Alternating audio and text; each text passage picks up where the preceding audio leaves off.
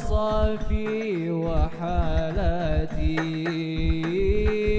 ومع الواس وذاتي وأوصافي وحالاتي ومنها دارت الأدوار ربي فاجعلنا من الأخيار الله الله الله الله الله الله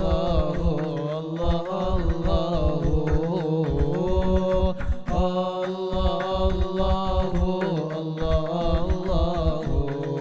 الله ربي فاجعلنا من الأخيار اللهم صل وسلم وبارك عليه وعلى آله.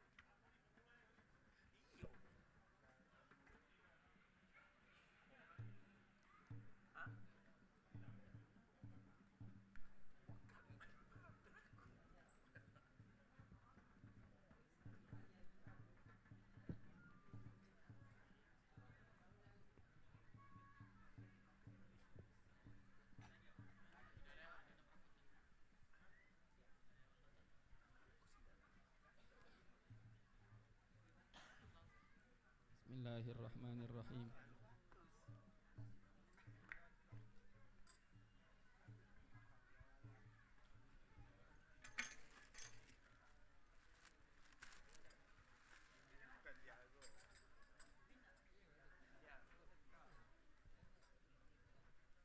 سلام الله يا سادة من الرحمن يغشاكم.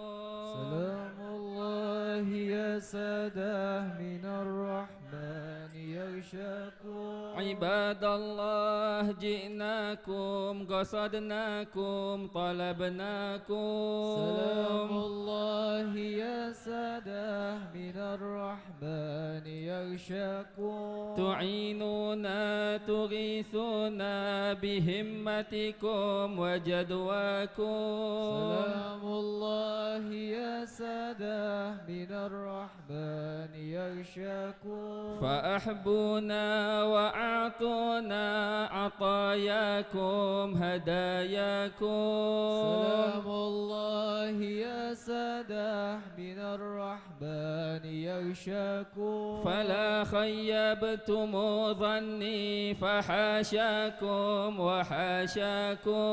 سلام الله يا سادة من الرحمن يغشاكم. سعدنا إذ أتيناكم وفزنا حين زرناكم. سلام الله يا سادة من الرحمن يغشاكم. فقوموا واشفعوا فينا إلى الرحمن مولاكم. سلام الله يا سادة من الرحمن يغشاكم. عسى نحظى عسى نعطى مزايا من مزاياكم. سلام الله يا سادة من الرحمن يغشاكم. عسى نظرة عسى رحمة تغشانا وتغشاكم. سلام الله يا سادة من الرحمن يغشاكم. سلام الله حياكم وعين الله ترعاكم. سلام الله يا سادة من الرحمن يغشاكم. وصلى الله مولانا وسلم ما أتيناكم. سلام الله يا سادة من الرحمن يغشاكم. على المختار شافعنا ومنقذنا وإياكم. سلام الله يا سادة من الرحمن يغشاكم. التحيات المباركات الصلوات الطيبات لله. السلام عليك أيها النبي ورحمة الله وبركاته. السلام علينا وعلى عباد الله الصالحين. السلام عليكم يا أولياء الله. السلام عليكم يا خيرة الله. السلام عليكم يا صفوة الله. السلام عليكم صلوات ربنا عليكم ورحمة ربنا عليكم ومغفرة ربنا عليكم ورضوان ربنا عليكم. السلام عليكم صلوات ربنا عليكم ورحمة ربنا عليكم ومغفرة ربنا عليكم ورضوان ربنا عليكم. السلام عليكم صلوات ربنا عليكم ورحمة ربنا عليكم ومغفرة ربنا ورضوان ربنا عليكم. السلام عليكم يا أهل القبور وأتاكم ما توعدون وإنا إن شاء الله بكم لاحقون. نسأل الله لنا ولكم العافية. السلام عليكم يا أهل لا إله إلا الله من أهل لا إله إلا الله. كيف وجدتم لا إله إلا الله؟ يا لا إله إلا الله بحق لا إله إلا الله. اجعلنا من أهل لا إله إلا الله واحشرنا في زمرة من قال لا إله إلا الله محمد رسول الله صلى الله عليه وسلم. اللهم رب الأرواح الباقية والأجسام البالية والعظام النخرة والشعور المتمزقة التي خرجت من الدنيا وهي بك مؤمنة، أدخل اللهم عليهم روحا منك وسلاما منا. السلام عليكم إخواننا من المسلمين والمؤمنين، يرحم الله منكم المتقدمين والمتأخرين، آنس الله وحشتكم ورحم غربتكم وكتب حسناتكم وتجاوز عن سيئاتكم، وجمعنا وإياكم في مستقر رحمته يا واسع المغفرة، اغفر لنا ولهم. اللهم إنا وقفنا في مشهد وليك هذا الحبيب عجل بن محمد بن يحيى، ولنا حاجات ولنا مطالب ولنا مقاصد ولنا آمال أملناها، فنسألك اللهم أن تقضي لنا الحاجات وتعجل لنا بالمطالب وتبلغنا جميع المقاصد والآمال، إنك سميع قريب مجيب الدعوات وقاضي الحاجات وغافر الذنوب والخطيئات، إنك على كل شيء قدير.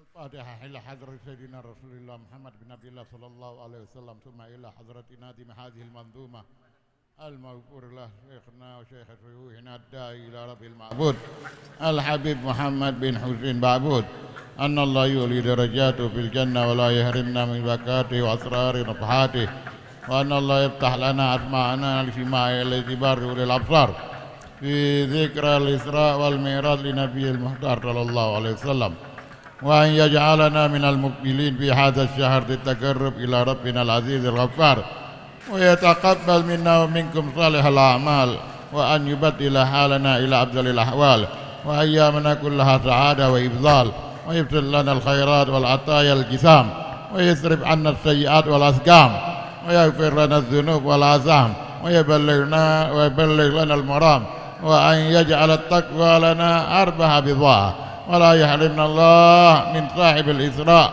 سيدنا محمد صلى الله عليه وسلم الشفاعة على هذه النيات وعلى كل نية صالحة، وإلى حضرة النبي. الفاتحة.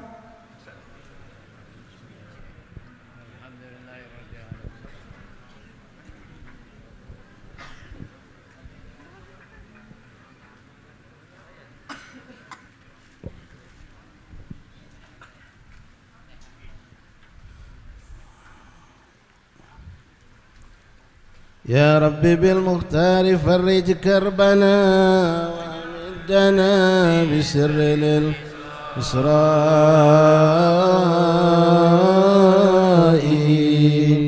يا ليلة المعراج والإسراء كم عبرة فيك وكم ذكرى، يا ليلة عبدا مقام المصطفى قد قصرت عنه ذرى الجوزاء،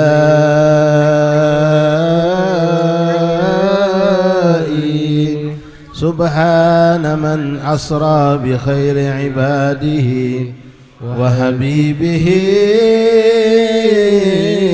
بالليلة الظلماء،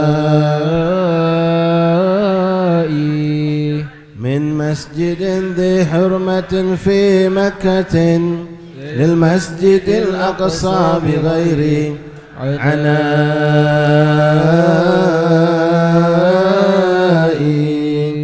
بركات ربي حوله وبقربه فأراه من آياته الغراء،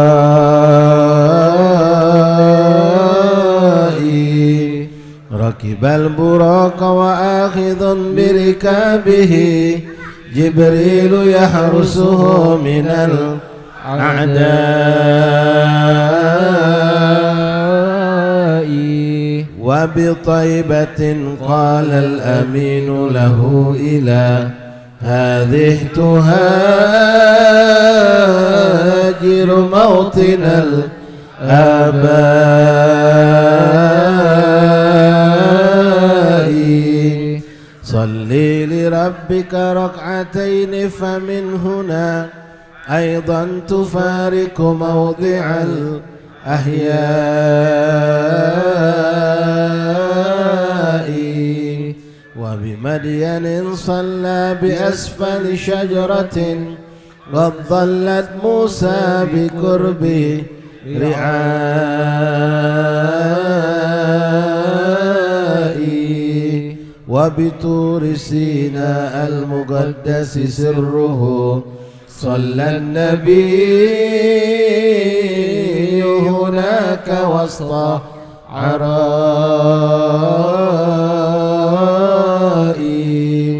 وببيت لحم للمسيح وأمه صلى الرسول لخالق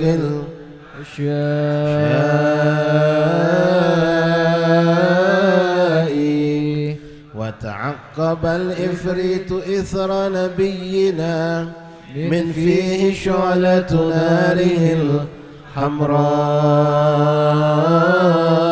الحمراء فتلا النبي دعاء جبريل الأمين فخر مسروعا على الصخراء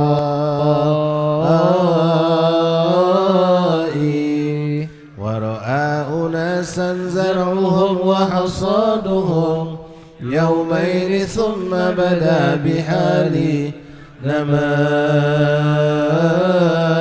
نماء جبريل أخبره كيف سؤاله وأجابه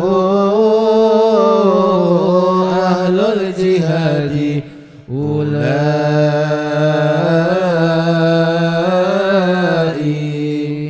ولدى سؤال عن عريج فائح قال لماشطة بدار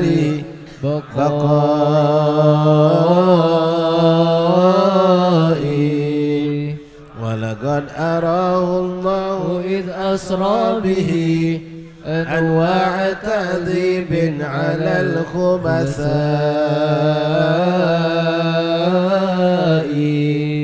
فليعتبر من كان يعصي ربه ويتوب سريعا قبل حل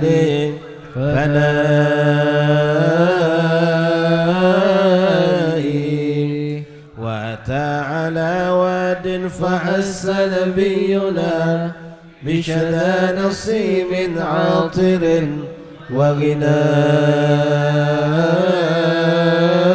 وغنائي صوت الجنان نسيمها وأريجها تشتاق للحنفاء والصلحاء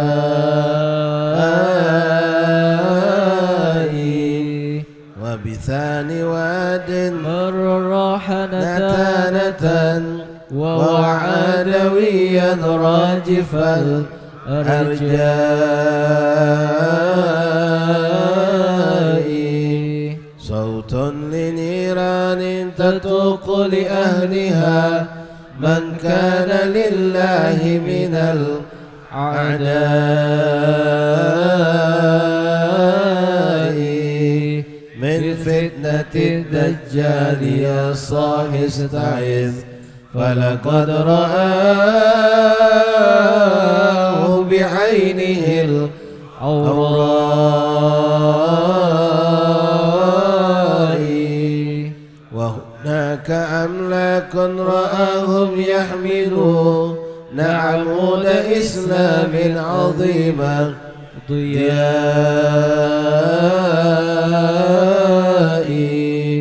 وبأرض شام يؤمرون بوضعه فالشام قد صارت إلى الخلفاء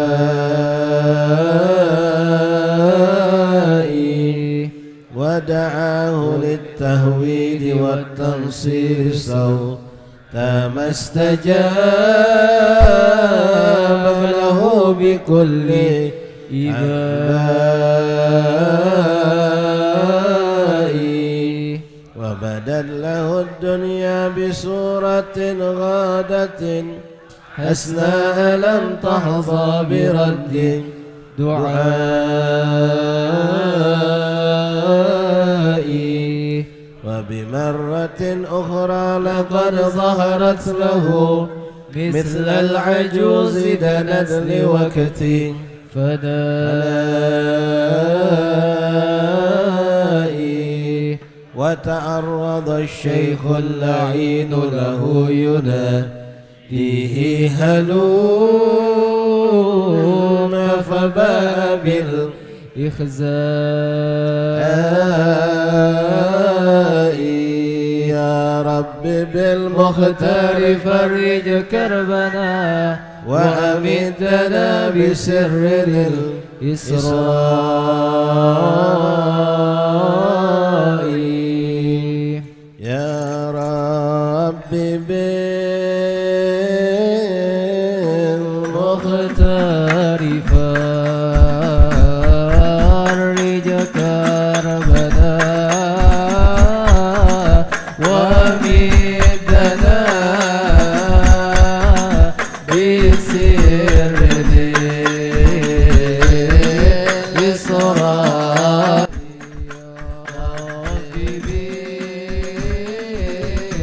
بالمختار فرج كربنا وأمدنا بسر الإسراء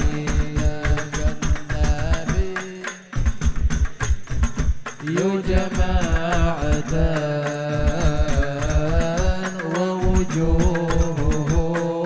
ووجوههم تحكي مصابيح هدى وسنائي فهم الخليل ومستعين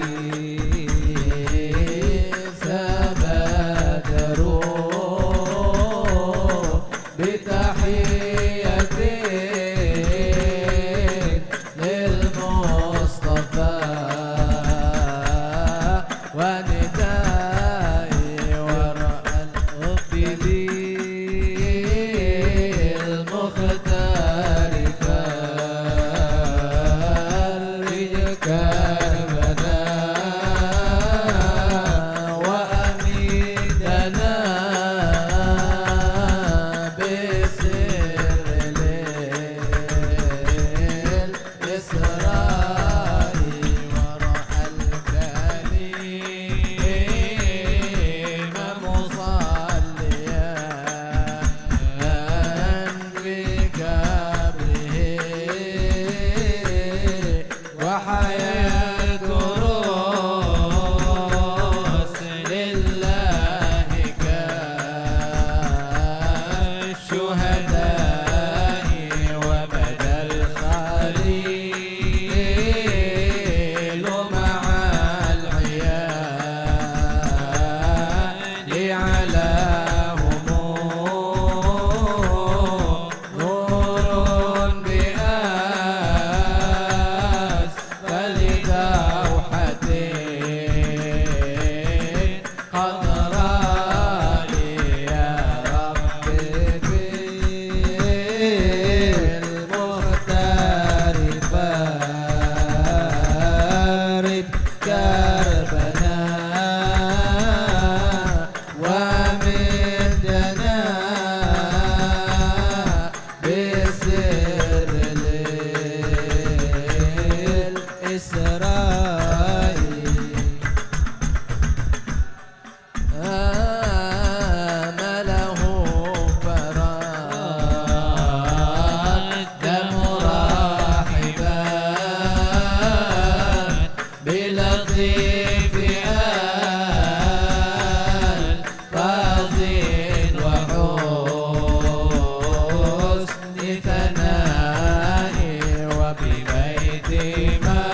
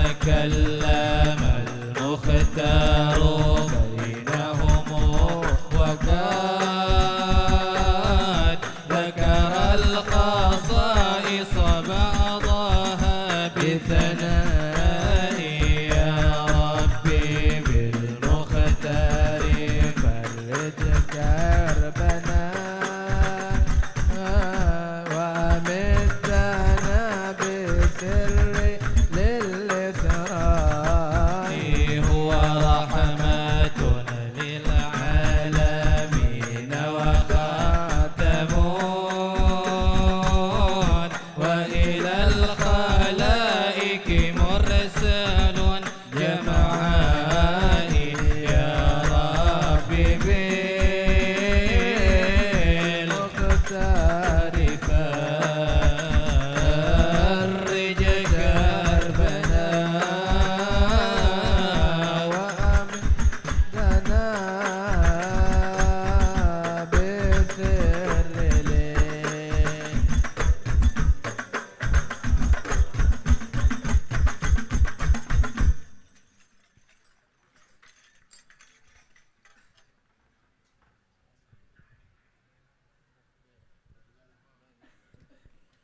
يا رب بالمختار فرج كربنا وأمدنا بسر للإسراء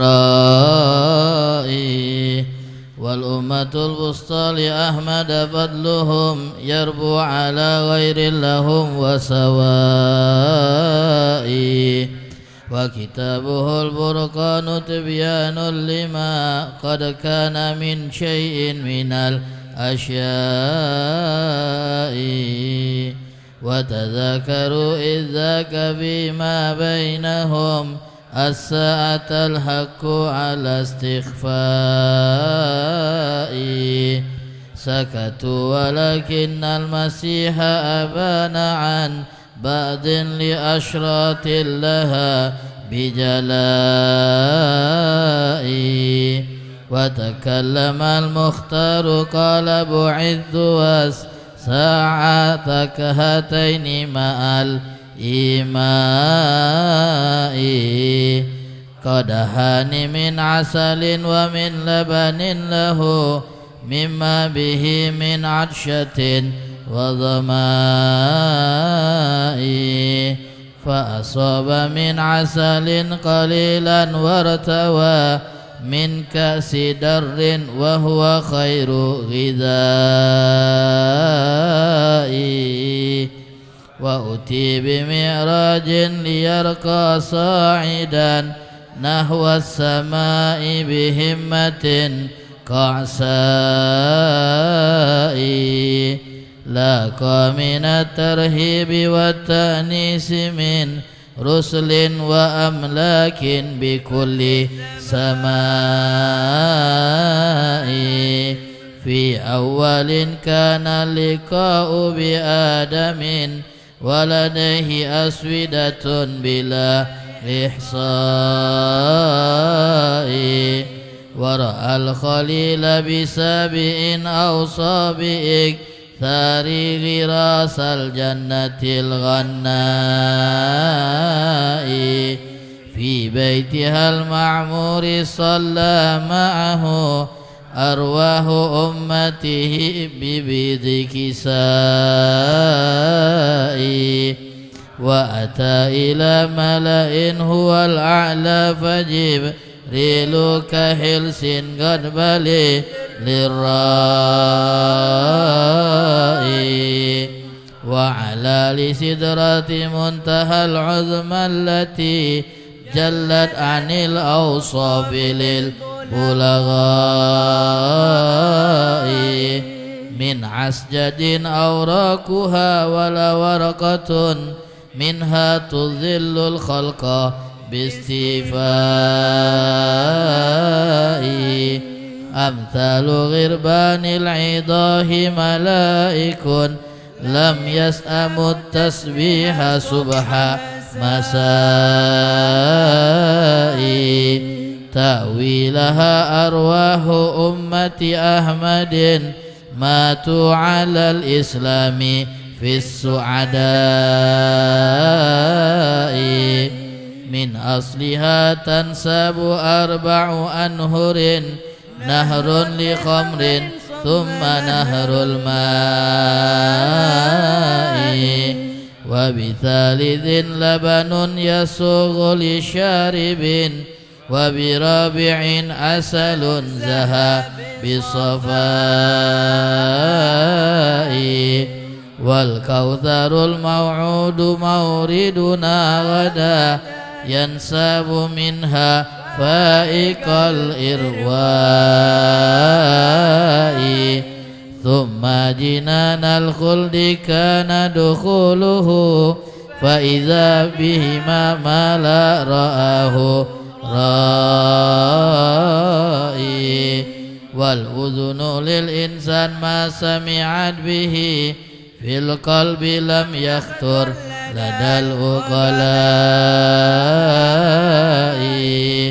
يا رب بالمختار فرج كربنا وأمدنا بالسر للإسراء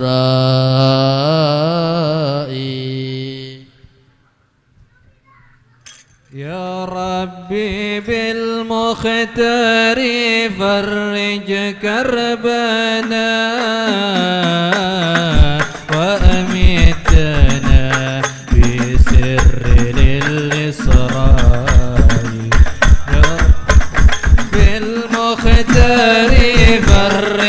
كربنا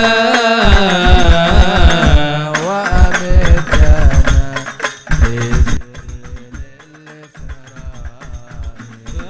فبيوتها من لؤلؤ وترابها مسك يعطرها بعد الأنهار وتفتحت أبواب نيران له فبداه خازنها تحية جائي يا ربي بالمختار فرج كربنا وأمدنا بسر للإسراء لم يبتسم قط بطول حياته وأبصه بلوى على السجناء للمستوى ركي النبي وقد صغى لصريف أكلام بكل قضاء يا ربي بالمختار فرج كربنا وأمدنا بسر للإسراء وهنا أجل حوادث المعراج إذ نال قربا ليس للنظراء جبريل قال مقامي حتى ها هنا قم في أمن من الأسواق وبحجب أنوار الجلال يخوض منتجها لحضرة ألطف اللطفاء فدنا الحبيب كقاب قوسين وخار إلى السجود بذلة ورجاء يا ربي بالمختار فرج كربنا وأمدنا بسر للإسراء ورأى الإله فيا لها من نعمة خاصة بسر للإسراء سل تعطى واشفع لنا رد شفاعة معنى الخطاب بلسيد الشفعاء يا ربي قد أعطيت رسلك رفعة وخصائصا من أعظم النعماء يا ربي بالمختار فرج كربنا وأمدنا بسر للإسراء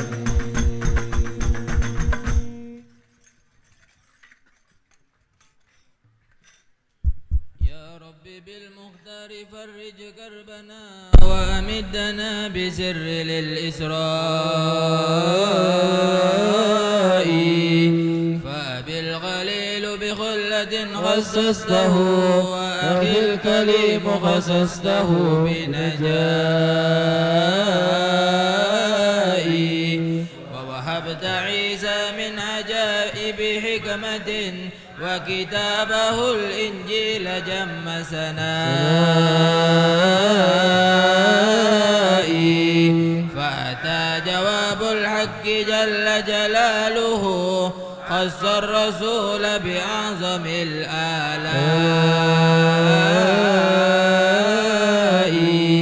جعل النبي حبيبه وصفيه وحباه 7 مثاني لثناء وخواتم البقرة وأيضا أسهم الإسلام مثل دعائم لبناء وسط وأفضل أمته شهداء على الناس بيوم قضاء وقضى بفرد الخمس لكن أجرها 50 تخفيفا على الضعفاء ثم النزول من السماء مودعا ممن بها بتحية ودعاء فرأى بأسفلها دخانا مظلما وقبيح أصوات لدى الإصغاء تلك الشياطين تحوم على عيون الخلق كي لا يفكروا بعلاء قص النبي على قريش صبحه مسره حول البيت بالبطحاء والمسجد الأقصى لهم عرفه وعديد أبواب له بوفاء وأضاف أني قد مررت بعيركم فأتت كما قال من الروحاء سخروا به إذ لم يقروا قوله وكذاك أهل الكفر والإغواء لكن أبو بكر يكرر قوله عند الرسول صدقت في الإسراء وخلاصة المعراج والإسراء يا مسلمون نظمت قصد رجائي من ربي الرحمن عفوا شاملا ودوام توفيق وجزل عطاء وعناية عظمى بذرياتنا وشفاعة من سيد الشفعاء وحماية للمسلمين جميعهم من كيد الشيطان ومن أعداء وهلاك قوات اليهود شرك بنصرتهم من الخلفاء ثم الصلاة على النبي وآله سفن النجاة السادة الشرفاء وعلى الصحاب مهاجر ونسيرهم وعلى المحب لهم بصدق ولاء يا رب بالمختار فرج كربنا وأمدنا بسر الإسراء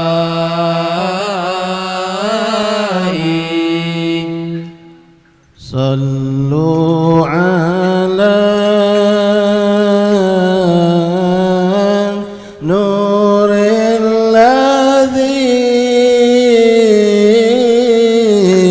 عرج السماء صلوا على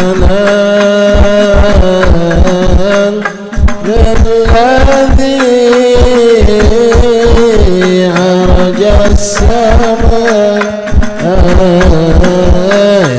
فوز من يا فوز من صلى عليه وسلم صلوا على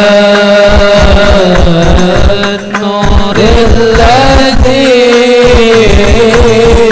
عرج السماء صلوا على النور الذي عرج السماء يا فوز من يا فوز من صلى عليه وسلم جادت سليمان بالوصال تكرما جادت سليمان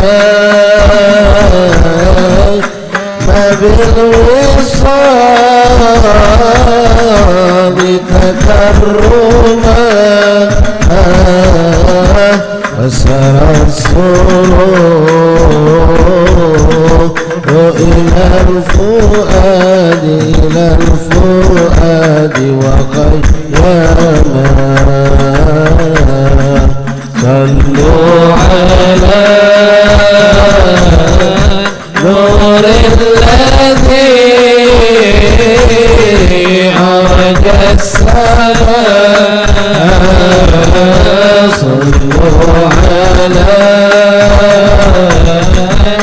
نور الذي عرج السماء فوز يا فوز من صلى عليه وسلم يا حسن ما جاءت به في وصلها حسن ما جاءت به بوصلها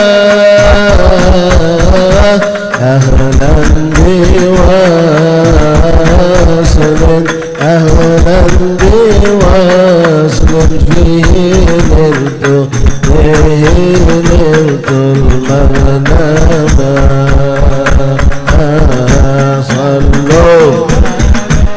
صلوا على النور الذي على محمد الصلاة والسلام عليك يا سيدي يا رسول الله النور الذي عرج السماء يا فوز من يا فوز من صلى عليه وسلم من منكسرت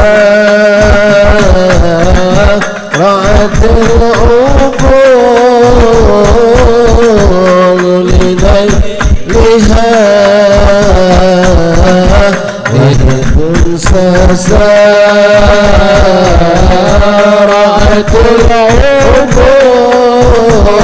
العقول لليلها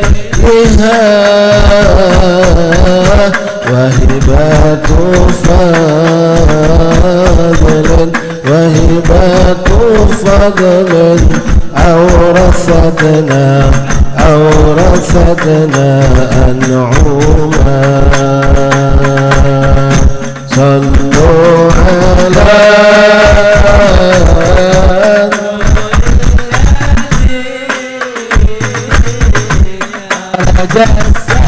السماء صلوا على نور الذي أرج السماء يا فوز يا فوز من صلى عليه صلى عليه وسلم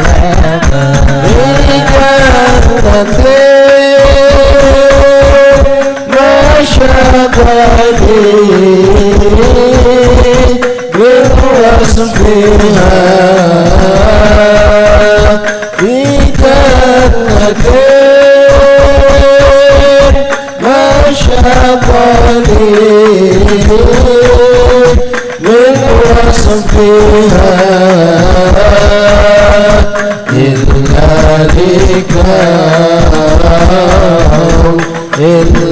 لكون الحب فيها خيال صلوا على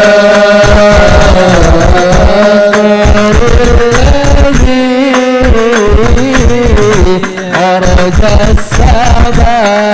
السماء صلوا على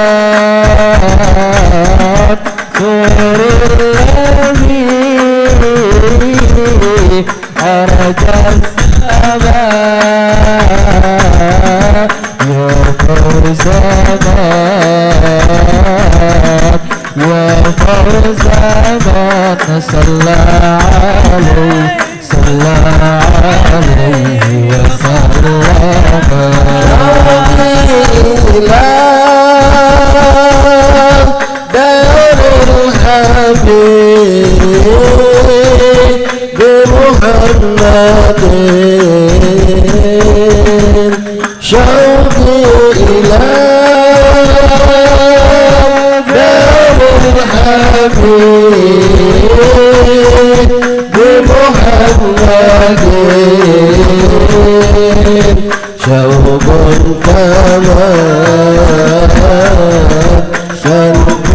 كما كان في الحاشا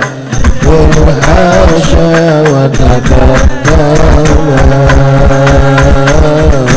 صلوا على نور الذي أرج السماء صلوا على نور الذي أرج السماء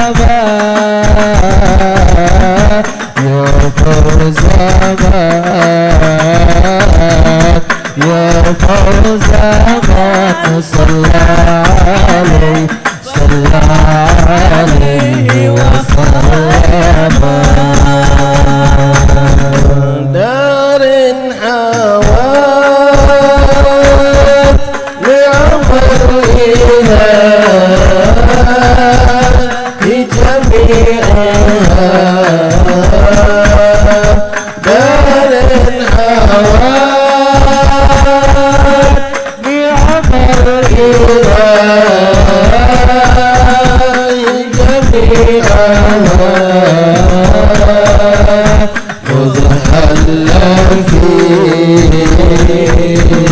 مذهلا فيها خير عبد قد سما صلوا على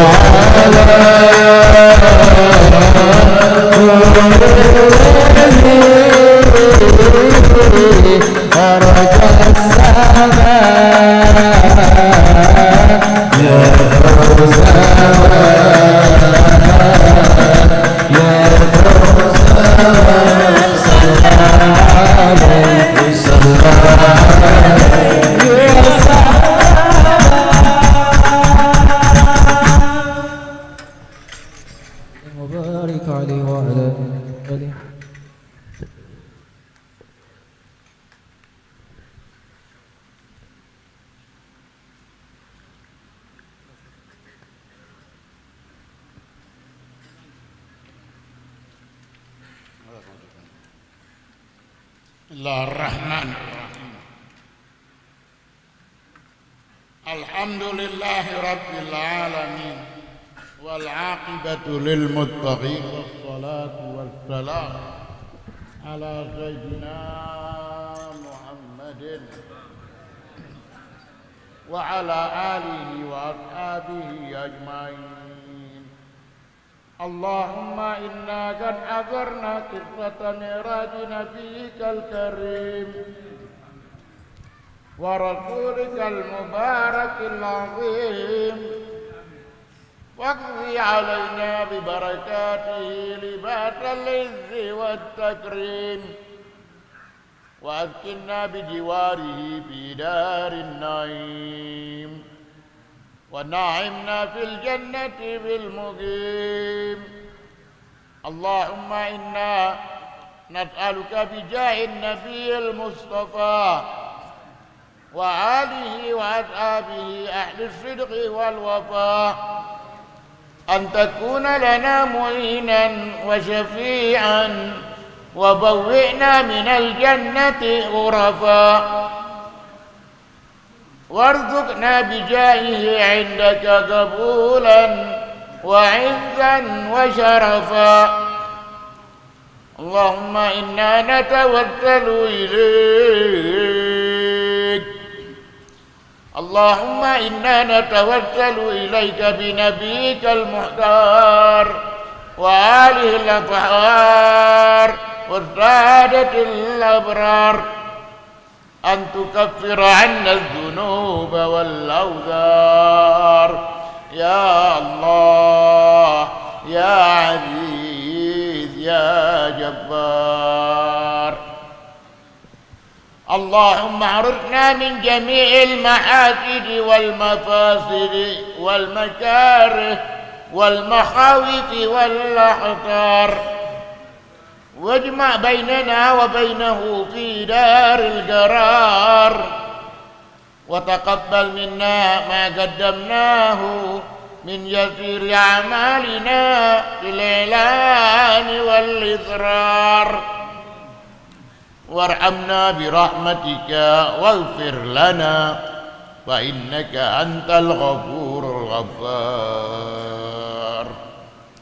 اللهم إنا نعوذ بك من الهم والغم ومن الجهل والكسل والحزن ومن العجز ومن الجبن والبخل ونعوذ بك من غلبة الدين وجهر الرجال.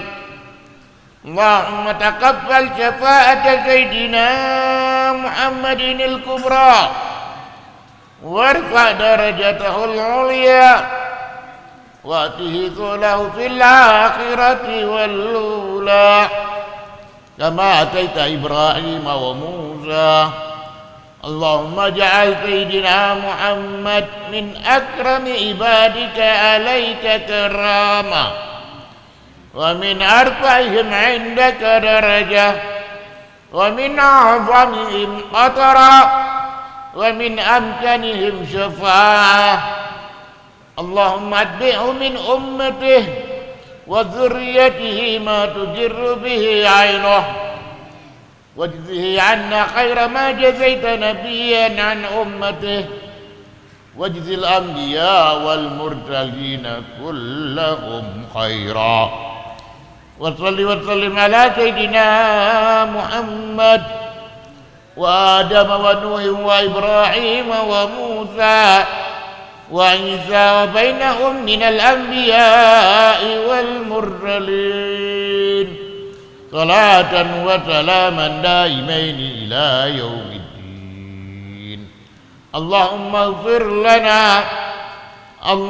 اغفر لنا ولوالدينا ولمشايخنا في الدين ولمن حضر ولمن غاب ولمن حضر ولمن غاب عنا من المسلمين أجمعين ولمن أوصانا وأوصيناه بالدعاء.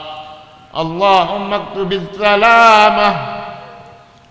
اكتب السلامة والصحة والعافية علينا وعلى جميع الحجاج والغزاة والمسافرين في برك وبحرك وجوك من أمة سيدنا محمد سيد المرسلين. اللهم طهر قلوبنا، اللهم طهر قلوبنا، اللهم طهر قلوبنا من الرجس الحسي والمعنوي والأدنة، وأعذنا من شر الجنة والنار. اللهم لا تؤذنا في غفلة ولا تأخذنا على غرة، واجعل آخر كلامنا من الدنيا يا مولانا لا إله إلا الله محمد رسول الله، لا إله محمد رسول الله، لا إله رسول الله صلى الله عليه وسلم. اللهم انفعنا بها يوم لا ينفع مال ولا بنون إلا من أتى الله بقلب سليم. وأفضل الصلاة وأزكى التسليم على سيدنا محمد خاتم الأنبياء والمرسلين وعلى آله وصحبه أجمعين. سبحان ربك رب العزة عما يصفون وسلام على المرسلين والحمد لله رب العالمين. البدر قبل بحكم جيش الرسول صلى الله عليه وسلم. الفاتحة.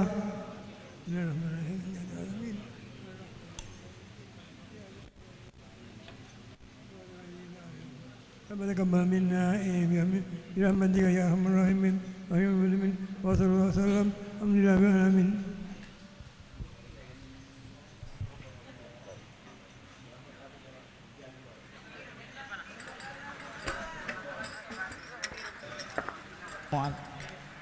Assalamualaikum warahmatullahi wabarakatuh. Alhamdulillahi rabbil alamin, wassalatu wassalamu ala al-asrafil anbiya'i wal mursalin wa ala alihi wa sahbihi haqqan qadrihi wa miqdaril azim. Subhanaka la ilma lana illa ma 'allamtana innaka antal alimul hakim, wa tub 'alaina innaka antat tawwabur rahim, waghfir lana warhamna fa innaka ya arhamar rahimin. Amma ba'd.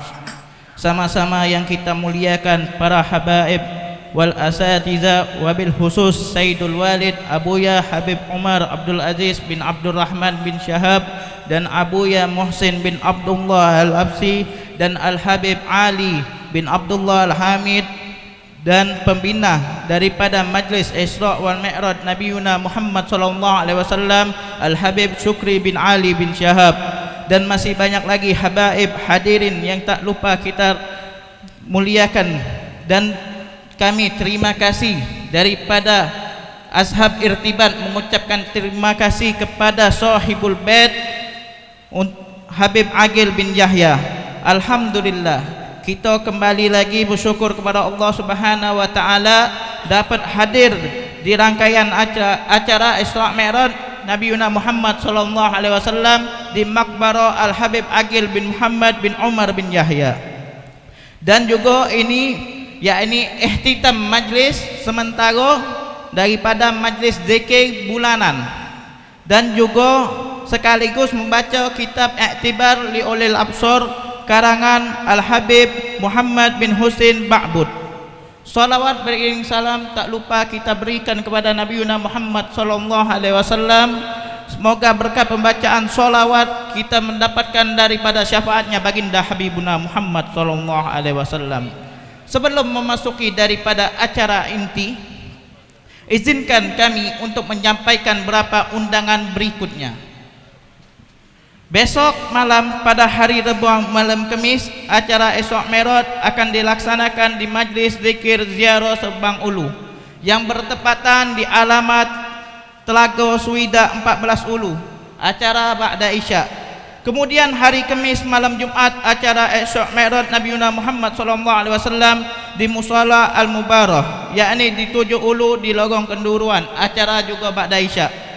Sebelum kita masuk daripada tausiah, marilah kita dengarkan dengan hati yang sama untuk mendapatkan daripada tentang keistimewaan Isra Mi'raj Nabi Muhammad SAW yang akan disampaikan oleh Fadilatul Habib Ali Zainal Abidin bin Husin bin Sahab. Waktu dan tempat kami persilakan. Shallu ala Nabi.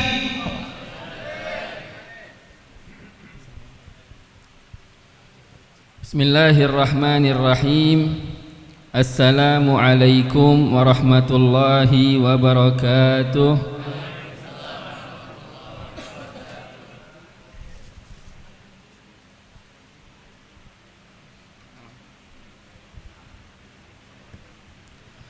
Alhamdulillahi muhyil qulubi wa munawwiriha wa muzakkin nufusi wa mutahhiriha. Qada bil falahi liman zakkaha wa bil khaybati liman dassaha. Wa ashhadu an la ilaha illallah wahdahu la syarika lah al-qail fi kitabihil mubin. Wa nafsi wa ma sawwaha fa alhamaha fujuraha wa taqwaha. Qad aflaha man zakkaha wa qad khaba man dassaha. Sadaqallah wa sadaqa Rasulullah sallallahu alaihi wasallam. Wa ashhadu anna sayyidana Muhammadan abduhu wa rasuluh la nabiyya ba'dah. Allahumma salli wa sallim ala sayyidina Muhammadin tibbil qulubi wa dawaiha wa afiyatil abdani wa shifaiha wa nuril absari wa diyaiha wa qutil arwahi wa ghidaiha wa ala alihi wa sahbihi wa sallim. Amma ba'd. Ma'asyiral hadirin wal aba wal masyayikh wal habaib wal asatid rahimani wa rahimakumullah, yang kita muliakan bersama-sama guru kita Abuya Al-Habib Umar Abdul Aziz bin Syahab wa Abuya Al-Habib Muhsin Al-Habshi, wa guru kita juga Al-Habib Abuya Syukri bin Ali bin Syahab, beserta seluruh orang tua kita yang selalu hadir bersama kita, Al-Habib Ali bin Abdullah Al-bin Hamid dan seluruh syiban dan seluruh habaib yang tak bisa kami sebutkan nama mereka satu persatu. Semoga kita galau dalam lindungan Allah, semoga kita mendapatkan keberkahan satu sama lain. Amin amin ya rabbal alamin. Ma'asyiral hadirin rahimani wa rahimakumullah. Di saat ini kita berada di bulan Sya'ban. Rasulullah sallallahu alaihi wasallam berdoa, Allahumma barik lana fi Rajab wa Sya'ban wa ballighna Ramadan. Ya Allah, berkahilah kami di bulan Rajab dan Sya'ban dan sampaikanlah kami di bulan suci Ramadan. Di sini ada 2 pelajaran yang bisa kita petik. Yang pertama, dari hadis ini Nabi sallallahu alaihi wasallam berarti menjelaskan kepada kita bahwasannya bulan Rajab dan Sya'ban mempunyai banyak sekali keberkahan. Lalu Nabi minta kepada Allah agar disampaikan kepada bulan suci Ramadan. Nabi tidak minta barik lana fi Ramadan wa ballighna Ramadan. Dimana? Kenapa seperti itu? Karena bulan suci Ramadan afdhalus syuhur. Tak perlu dijelaskan lagi, afdhalus syuhur itu yang paling berkah, yang paling banyak nafahat, yang paling banyak anugerah daripada Allah Subhanahu wa taala. Lalu Nabi berdoa, Allahumma barik lana fi Rajab wa Sya'ban wa ballighna Ramadan. Menunjukkan bahwasannya Rajab dan Sya'ban ini banyak keberkahan. Berkah ini bukan hal yang sepele. Berkah itu hal yang amatlah besar. Al-barakatu hiya sirrun min asrarillahi ta'ala. Sir yang Allah berikan, la yu'tihallah la yad'uhallah illa fima yuhib wa fiman yuhib. Tak bakal Allah letakkan kecuali pada hal yang Allah cintai dan pada orang yang Allah cintai. Barakah itu amatlah luas. Ada orang yang mendapatkan keberkahan dari segi umur. Umurnya kadang-kadang tak banyak, barakah itu tak harus banyak. Kadang sedikit tapi manfaatnya betul-betul banyak. Seperti Al-Imam An-Nawawi, umur hanya 40 atau 50 tahunan, akan tetapi karangannya hingga saat ini, muridnya lagi hingga saat ini menjadi pedoman kita dalam ilmu yang banyak, ilmu hadis, ilmu bahasa Arab, ilmu fikih, dan ilmu-ilmu yang lain. Dan juga ada orang yang diberikan keberkahan oleh Allah Subhanahu wa ta'ala dari segi ilmunya. Ilmunya Masya Allah manfaat, karangannya kemana-mana. Ada wong juga yang diberikan barokah oleh Allah ta'ala dari segi badannya, badan dan hatinya, berkah. Matonya terjaga dari hal-hal yang haram, matonya selalu rajin baca hal-hal yang baik, Al-Quran, hadis, menatap wajah orang-orang soleh, ini berkah. Telinganya terjaga, hatinya Masya Allah terjaga, selalu terkoneksi kepada Allah, terkoneksi kepada Rasulullah. Ini orang yang berkah. Berkah yang seperti ini kadang kita anggap tak berkah, padahal ini berkah hakiki. Hati selalu koneksi kepada Allah, hatinya selalu koneksi kepada Rasulullah sallallahu alaihi wasallam. Al-Habib Hamid bin Umar bin Hamid menjelaskan panjang lebar tentang barokah. Barokah itu bukan hanya urusan fulus, duit atau semisalnya. Barokah itu luas. Setiap hal, setiap tempat, setiap yang kita miliki, segala hal di situ ada berkah atau tidak, pasti itu. Ada sesuatu, ada berkat di situ, ada tidak. Segala hal masuk berkat di situ. Ada yang kena berkat, ada yang tak kena berkat. Sebagai contoh, ada tempat yang berkat. Tempat kalau sudah berkah, nak tempatnya kecil, nak tempatnya lusuh, nak tempatnya gelap, Masya Allah tenteram hati, tenang hati. Kita bela-belakan tetap kita di tempat tersebut. Sebagai contoh, Palestina. Sekarang kita heran, subhanallah, wong-wong Gaza itu Masya Allah kuat mereka nahan. Kok bisa? Satu, iman. Kedua, tempat ini berkat.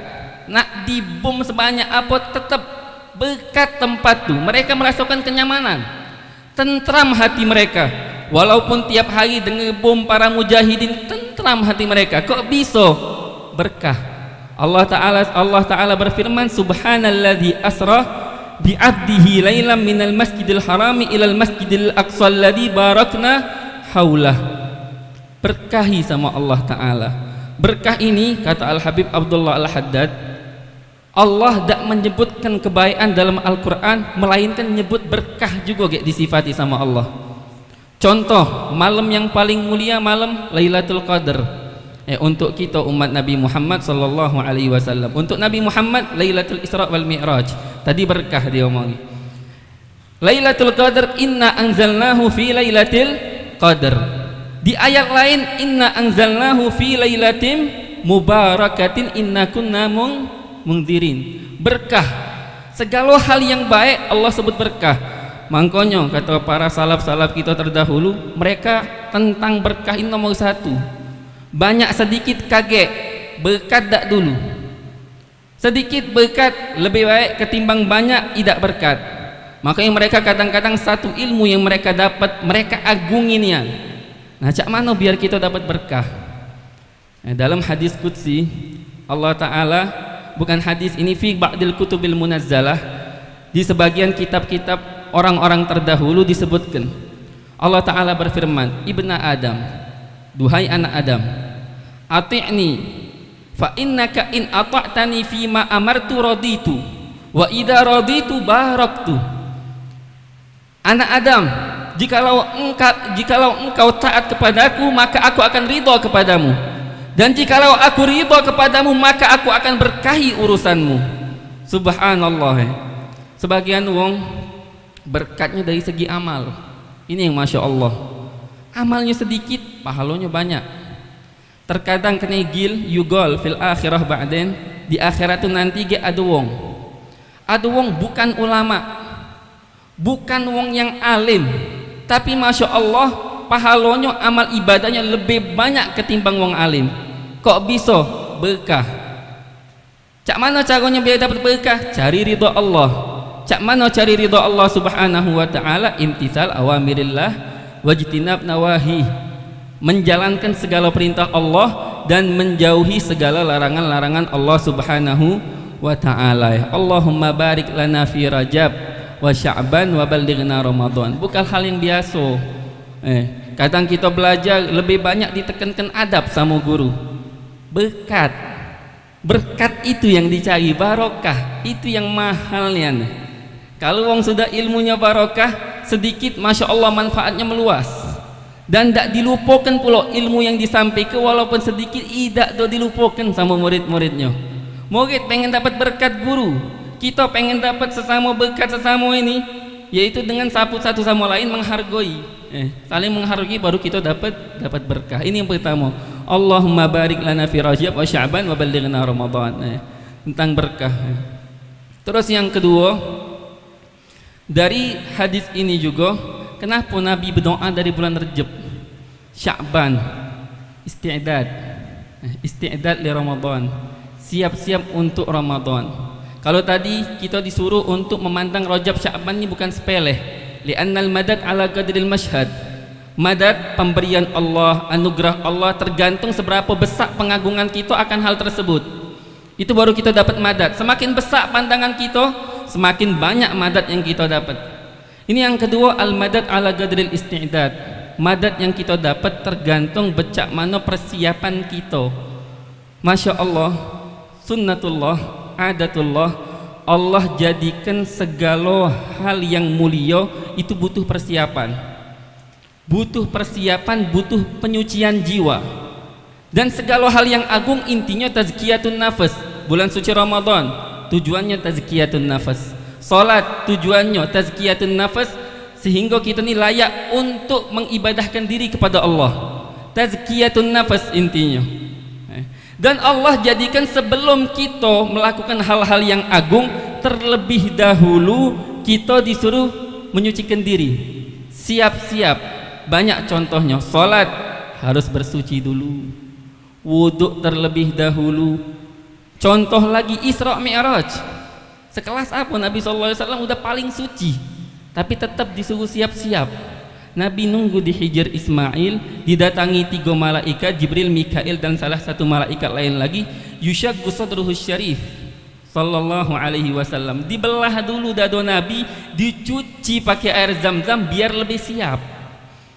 Sebelum Nabi diutus pun sama, dibelah juga dado Nabi, dicuci dulu, disiapkan dulu biar lebih siap. Cak itu juga bulan Ramadan. Allah jadikan kita nih yuk siap-siap dulu. Dari bulan Rajab, dari bulan Sya'ban kita siap-siap. Al-madad ala qadril isti'dad. Al-Habib Alwi bin Abdullah bin Idrus bin Syahab, beliau ngomong, qala ba'dul akabir, sebagian ulama besar mengatakan, Rajab syahrun yasluhu bihi dhahir. Bulan Rajab itu bulan untuk pembenahan zahir. Zahir kita nih mungkin secara zahir malas, jauh nih dari ibadat. Yuk ibadat, walaupun belum bisa khusyuk, paksakan. Biasakan diri kita, zahir kita dengan amal-amal baik, ngaji Quran, qobliyah, ba'diyah, atau semisalnya Rajab itu. Sudah terbiasa. Wa Sya'ban syahrun yasluhu bihil batin. Sya'ban bulan untuk perbaikan batin. Sudah terbiasa, lama-lama cahaya bertambah di bulan Rajab, lama-lama di Sya'ban mulai tenteram dalam ibadah itu. Sudah terbiasa, terasa nikmat. Ramadan syahrun yasluhu bihir ruh, perbaikan ruh, dapat madad, dapat sir, dapat berkah. Tapi itulah, pengen dapat berkah butuh persiapan. Tidak siap tidak dapat, atau dapat hanya sedikit sekali, butuh persiapan, penyucian jiwa terlebih dahulu. Kita galau-galaunya mengharapkan bulan suci Ramadan, kalau bisa dapat malam Lailatul Qadar. Lailatul Qadar itu kata ulama, kalau wong mendapatkan Lailatul Qadar, tukaffir dzunubal umur. Diampuni untuk wong tersebut dosa seumur hidupnya. Dosa seumur hidup dileburkan oleh Allah. Tapi yang dapat, siapa yang dapat? Yang siap. Pengen tahu tanda wong yang dapat? Tanda wong yang dapat Lailatul Qadar, kata para ulamanya, diri dia selalu semangat untuk kebaikan. Di antara tandanya juga hatinya gampang renyuh, gampang nangis, dengan nasihat nangis, merenung dikit melakukan kesalahan nangis, sedih. Itu tanda wong yang dapat Lailatul Qadar. Kita introspeksi, kalau kita masih belum, wallahu alam, mungkin belum dapat Lailatul Qadar yang lalu. Ini kesempatan sekarang. Ini kesempatan agar kita bisa mendapatkan Lailatul Qadar. Siapa yang dapat Lailatul Qadar? Yang siap. Siapa yang siap? Siap-siap dengan apa? Beli sirup apa? Beli baju baru apa? Kopiah baru bulan suci Ramadan, makanan beras banyak-banyak disiap ke? Tidak. Yang maksud siap itu hati, al-qalbus salim, hati yang sehat, hati yang bersih dari kotoran. Itu yang dianggap siap. Cak mana kita tahu hati kita bersih apa tidak? Di antara patokannya kata ulama, patokannya apa? Coba jengok diri kita dalam zikir, dalam ibadah. Terasa pahit, terasa panas, apa kaki ini pengen tegak, atau semisalnya apa, terasa nyaman. Kalau wong yang hatinya sehat, ngaso nyaman. Iktikaf di masjid, rasanya nyaman nian. Tidak ada panas, tidak ada cak terasa pahit, saro, ngaji Quran saro, tidak. Terasa nyaman, adem, ayem, itu tanda hatinya sehat. Berarti siap. Nambut Lailatul Qadar berarti siap. Tapi kalau andai kata hati kita masih ngaso pahit, berarti belum siap nian kita. Butuh dipersiapkan. Cak mana siap-siap? Terutama banyak-banyak istighfar. Terutama Sayyidul Istighfar. Guru kami ada di Kota Tarim, itu nasihati kami. Di antara wasiat beliau, aksir min Sayyidul Istighfar. Perbanyaklah baca Sayyidul Istighfar, pimpinannya istighfar. Kalau kita gunung-gunung kebenaran, zaman sekarang nih dosa nih, masya Allah nih. Keluar rumah, jero rumah pun pacak berdosa. Banyak-banyak baca Sayyidul Istighfar. Allahumma anta rabbi la ilaha illa anta khalaqtani wa ana abduka wa ana ala ahdika wa wa'dika mastata'tu a'udzu bika min syarri ma sana'tu abu'u laka bi ni'matika alayya wa abu'u bi dzanbi faghfirli fa innahu la yaghfirudz dzunuba illa anta. Dalam hadis disebutkan, barang siapa yang baca Sayyidul Istighfar di pagi hari dan dia wafat sebelum masuk sore hari, dia pasti masuk surga. Dan barang siapa yang baca di sore hari dan dia wafat sebelum masuk pagi hari, pasti masuk surga. Makanya diwasiati Allahumma anta rabbi Sayyidul Istighfar itu penting kita hafal. Artinya juga bagus. Ya Allah, aku ngaku banyak dosa, aku ngaku nikmat galau-galau dari kau, aku tapi berdosa, ngawikan dosa terus, ampuni, katit lagi yang ngampuni kecuali engkau ya Allah. Masya Allah, maknanya Sayyidul Istighfar. Yang kedua, dengan kita salawat. Salawat ini Masya Allah, ini syahrus salah ala Nabi al-Mukhtar sallallahu alaihi wasallam, bulan Sya'ban. Ringkasnya kata ulamanya, min fawaidis salati ala Nabi sallallahu alaihi wasallam, salahul umur adh-dhahirah wal batinah. Segala urusan zahir, batin, fisik, ruh, galau-galau jadi baik. Galau-galau jadi baik. Dan yang terakhir, yang ketiga, dengan kita banyak baca Al-Quran. Al-Quran ini nak siap-siap Ramadan kita nih. Kalau langsung Ramadan baru berdegap, seminggu libur habisnya. Seminggu 3 hari 4 hari kuat, habisnya libur. Karena belum terbiasa nafsu tu. Dari sekarang, Quran ini Masya Allah, sikok-sikoknya mukjizat yang masih kita rasakan saat ini. Kita bukan hidup zaman sahabat. Kita nyingok emang keluar air dari selo-selo jari Nabi sehingga kuat iman kita. Nyingok langsung, tidak. Nyingok Nabi belah bulan langsung, tidak. Jingok macam-macam mukjizat Nabi, tidak. Sikok inilah yang terus, dan ini mukjizat yang paling kuat, Al-Quran. Al-Quran ini faham, tidak faham, kalau kita baca merubah kita dengan sendirinya. Al-Habib Abdullah Al-Haddad nyebut dalam diwannya, wa wadhib ala darsil Qur'ani fa inna fi tilawatihil iksira wa syarhalis sadri. Rutinilah baca Al-Quran. Sungguh dalam pembacaan Al-Quran itu ada iksir. Iksir itu bisa mengubah yang awalnya ancur lebur jadi bagus, yang awalnya bobroknya jadi bagus, yang awalnya kotornya jadi bersih seketika. Iksir yugallibul a'yan, bisa mengubah bentuk dan jadi bentuk lain lagi. Al-Quran itu hebatnya, mukjizat yang sampai sekarang terus masih ada. Wasyarhali sadri, ngelapangkan dado juga, ngelapangkan dado. Ada satu kisah, kita ambil 2 kisah untuk sebagai penutup.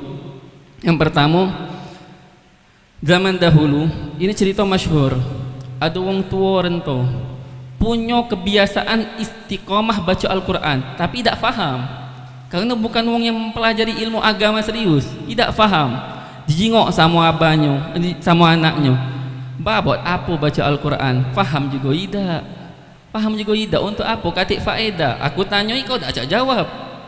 Apa kata abahnya? Nak, ini ada gelas kotor tapi berbolong, ada lubangnya, tolong isikan sungai dekat rumah tu mbek banyu, sampai ke rumah harus masih ada sisa banyu. Berlari anaknya, balik ke rumah lagi banyu lah habis, tak sah kata abahnya, gagal. Ulang, bolak balik gagal terus sampai mengas, nyerah. Abahnya ngomong, nak jingok, gelas tadi awalnya cak mana? Kotor kan? Sekarang bersih, Masya Allah.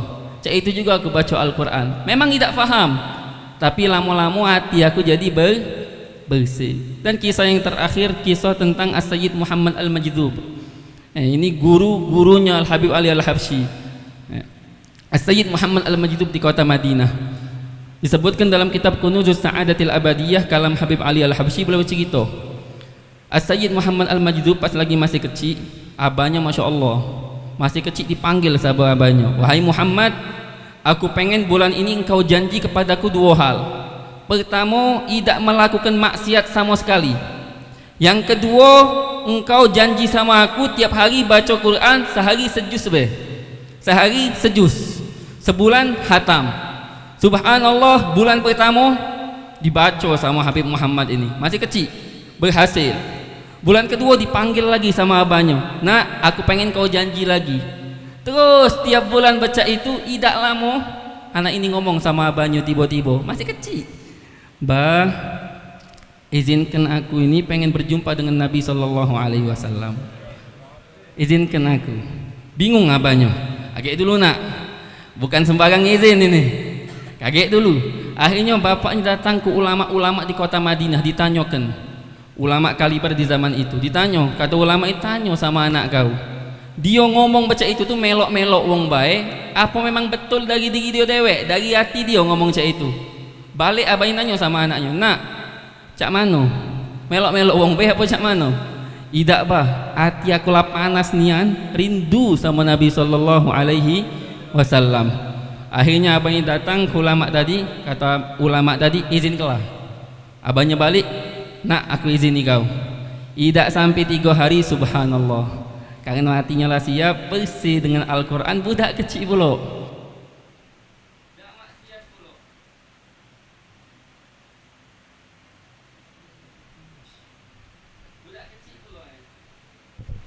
Masya Allah. Dapat keberkahan Al-Quran dan jauh dari maksiat, hatinya bersih, siap mimpi Nabi SAW. Dan tidak sampai situ, semenjak itu sering baca Al-Quran, sering apa, beliau ini terkenal ulama yang paling sering termasuk mimpi sama Nabi SAW atau kumpul dengan Nabi secara alam sadar. Masya Allah, tabarakallah. Mungkin sekian dari kami.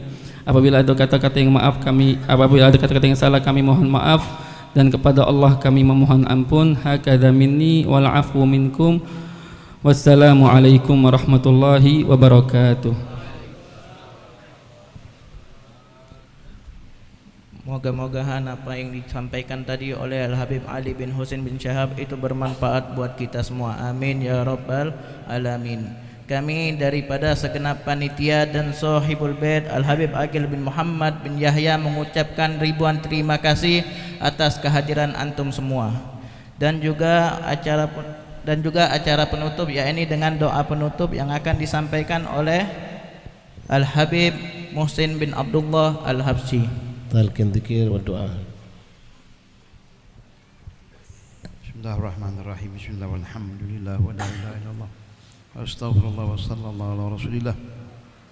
Qala Rasulullah sallallahu alaihi wa alihi wasallam, afdalu ma qultu ana wan nabiyyuna min qabli, la ilaha illallah, La ilaha illallah, la ilaha illallah, La ilaha إلا الله لا إله إلا الله لا إله إلا الله محمد رسول الله محمد رسول الله صلى الله عليه وآله وسلم وشرف وكرم ومجد وعظم ورضي الله تعالى عن أهل بيته الطيبين الطاهرين وأصحابه الأكرمين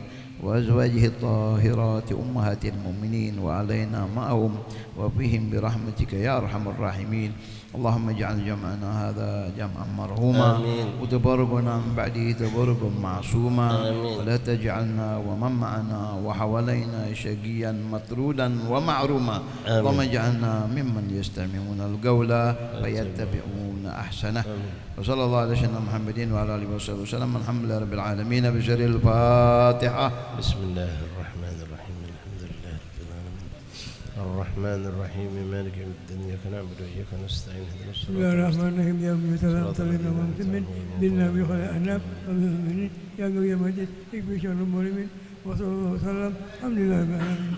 Qabul.